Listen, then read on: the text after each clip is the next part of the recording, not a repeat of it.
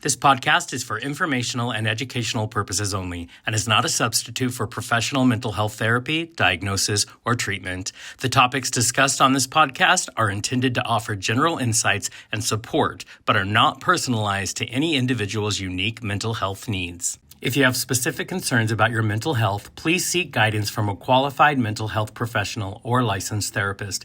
Your mental well-being is important, and only a trained professional can provide tailored advice and care. If you are currently experiencing a mental health crisis, please call 988, the Suicide and Crisis Lifeline, 911, or go to your nearest emergency room immediately. Do not wait for a future appointment or podcast episode. Help is available right now. Remember, you are not alone, and support is always available.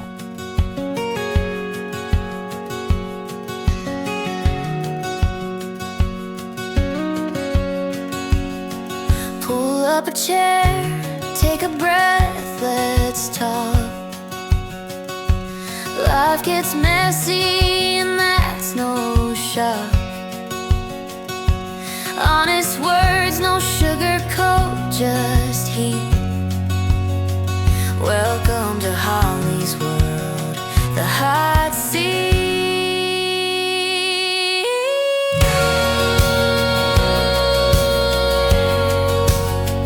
Hot seat.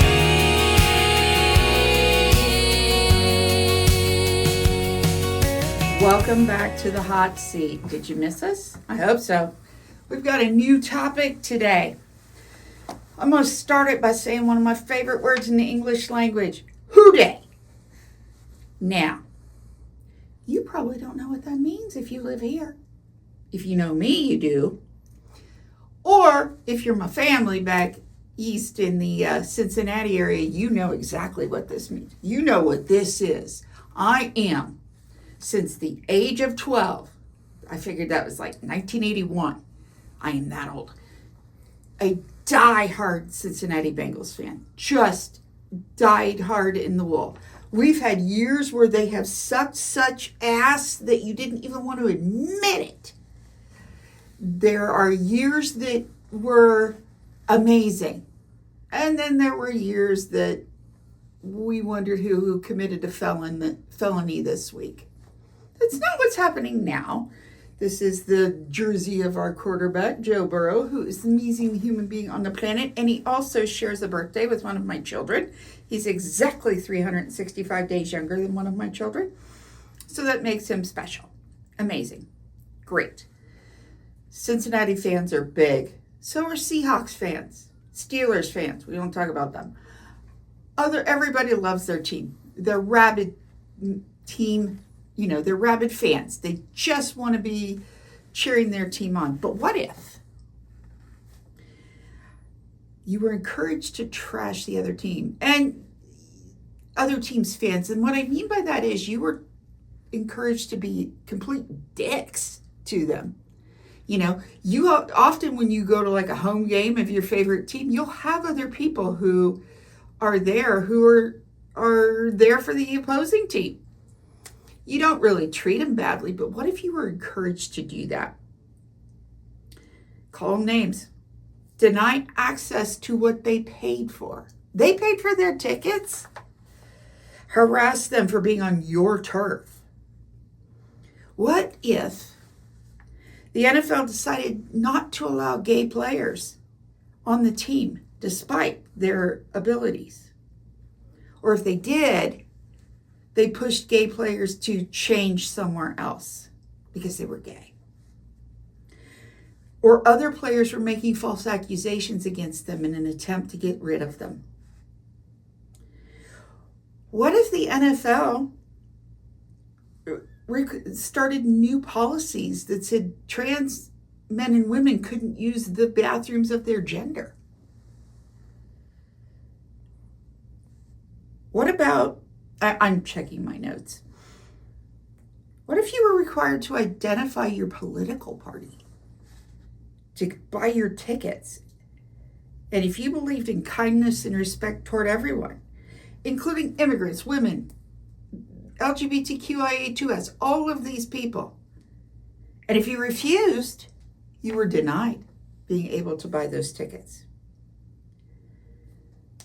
You're a fan since you were 12 years old. Can you walk away? Or will you overlook that and just keep harmony there? Why do I bring all of this up? Because today's topic is about groupthink. And believe it or not, groupthink is an actual psychological term. And we're going to talk about it a little bit. We're going to talk about some of the research that's been done into groupthink and why it's important to be aware of what groupthink is, because we are all able to be brought into groupthink, no matter what political affiliations you have, any of it. We are able to be taken into groupthink if someone is charming enough to help get you there. What is it? It's defined as a phenomenon that occurs when a group of well-intentioned people make irrational or non-optimal decisions spurred by the urge to conform or believe that dissent is impossible. It can be fueled by a particular agenda, or it may be fueled by a group members who just want harmony. They don't want things to be different. They don't want critical thought. The term was introduced in 1971 in the November issue of Psychology Today, sorry, tripping over my words a little bit, by a psychologist by the name of Irving Janis. He and other researchers found that in a groupthink situation, sorry, I have to turn my page, people often refrain from expressing doubts and judgments, disagreeing with the consensus in the interest of making a decision that furthers the group cause. And they will ignore ethical or moral consequences. Sound familiar? Let's talk about the research. There was a gentleman back in 1963 by the name of Stanley Milgram. Now, Milgram is a hot topic in the psychology world. When you take a college psych class, you're going to hear about Stanley. Stanley designed an experiment that he believed was going to be done between Americans and Germans, because he had a hypothesis that Germans had different culture, and that's why they were able to do what they did to Jewish people in the Holocaust. He believed that. So he was going to do part of his research in the United States, and then he was going to go to Germany and do the same experiments and compare the findings. Unfortunately, he learned something very sad. Americans can do the same thing. Let's see. Initially, the testing began with participants at Yale, but the results were so high for what people would do that he just kept it in the United States. The study was designed to measure how far someone would go to hurt someone when they had perceived pressure on them. So he designed an experiment where there were two subjects, so to speak. One of them didn't know, was going to be the person who asked the questions and provided a shock. And I'm talking about an electric shock to the person on the other side if they answered the question wrong. There would be a researcher, quote, in the room providing prompts such as, you must continue. You need to continue.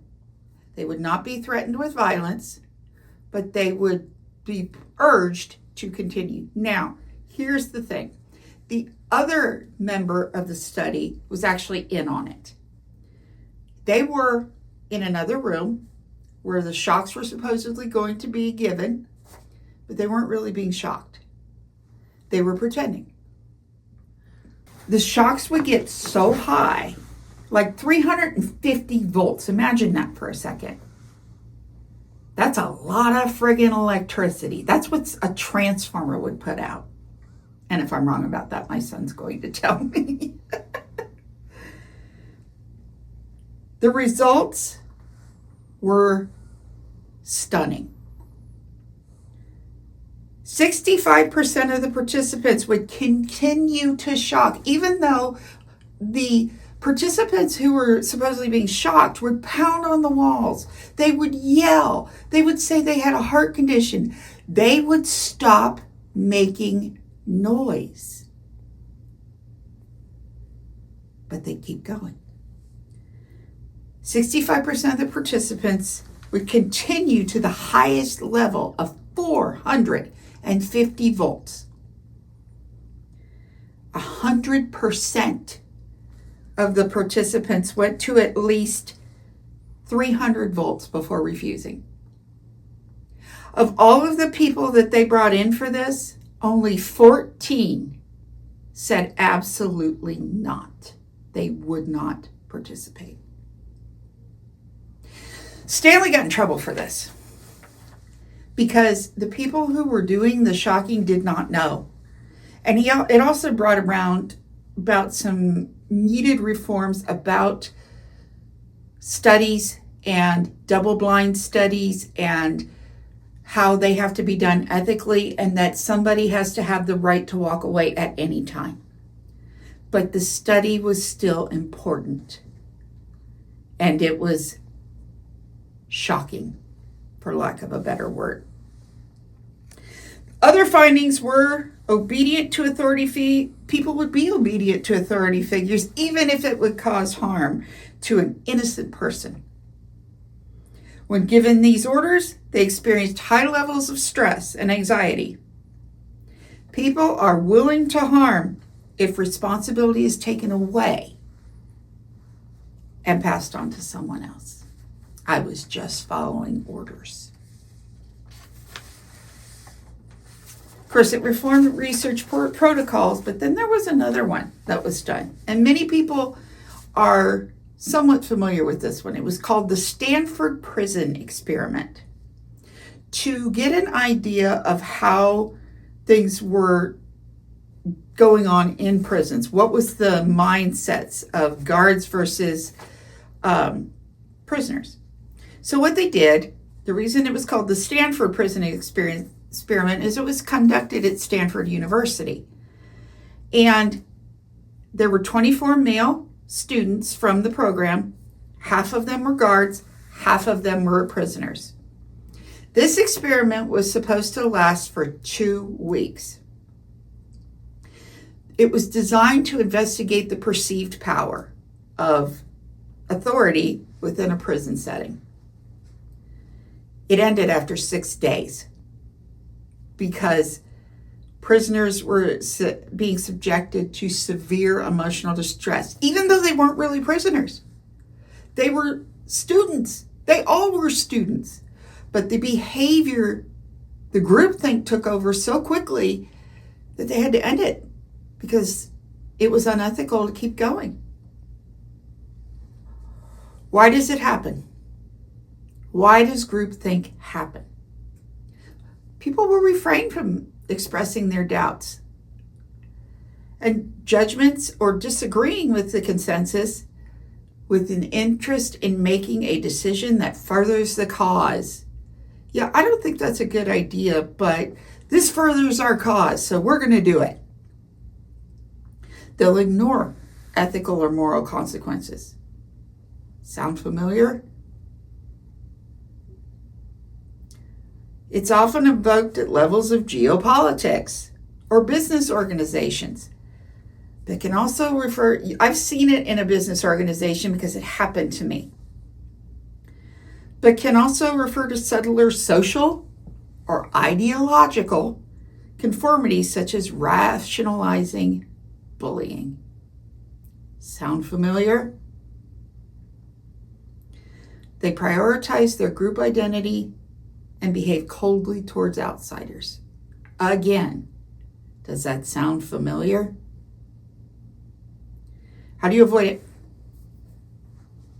How do we avoid doing this? How do we avoid getting caught up in groupthink? And how do we avoid being afraid to dissent? And I know I keep saying sounds familiar because you all know why I'm saying it sounds familiar. We're living this right now.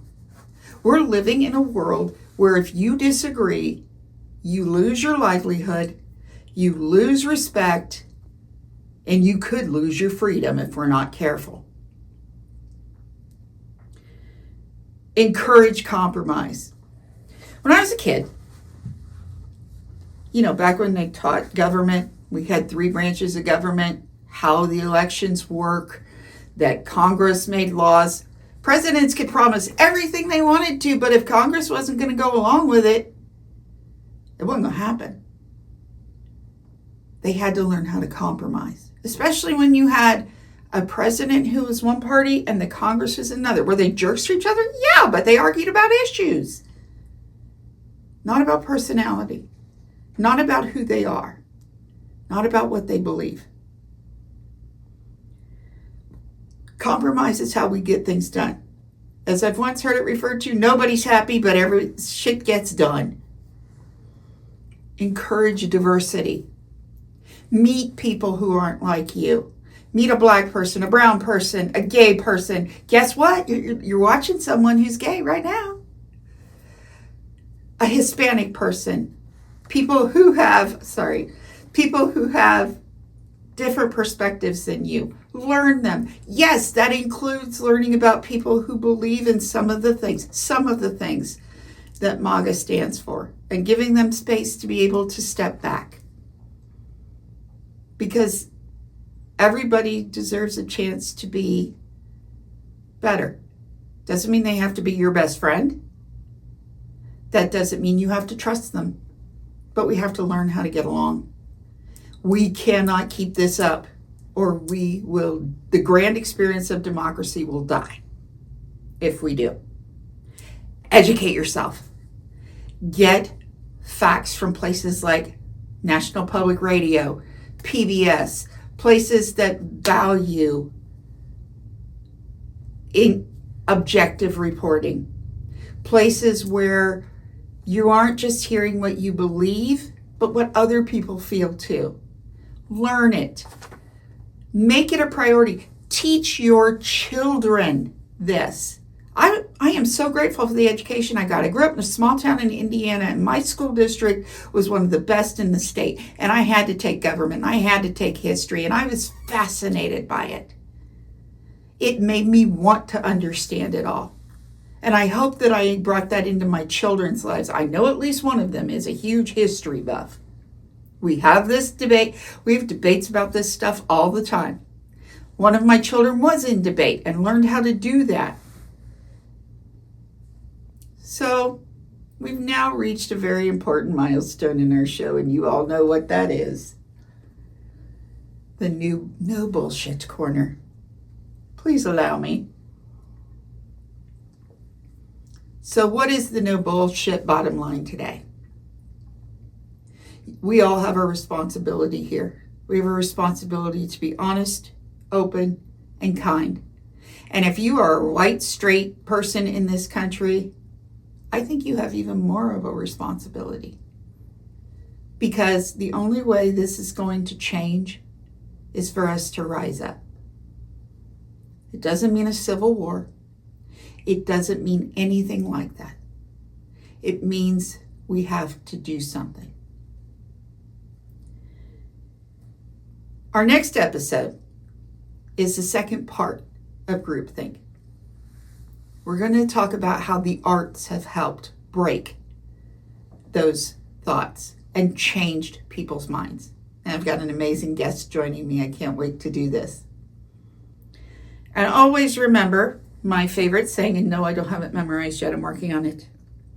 The only thing you can control in your life is you. Don't ever give that to anyone else with the idea that it will make you happy, because the only person that can make you happy is you. Thanks for watching. See you next time. If you are currently experiencing a mental health crisis, please call 988, the Suicide and Crisis Lifeline, 911, or go to your nearest emergency room immediately. Do not wait for a future appointment or podcast episode. Help is available right now. Remember, you are not alone, and support is always available.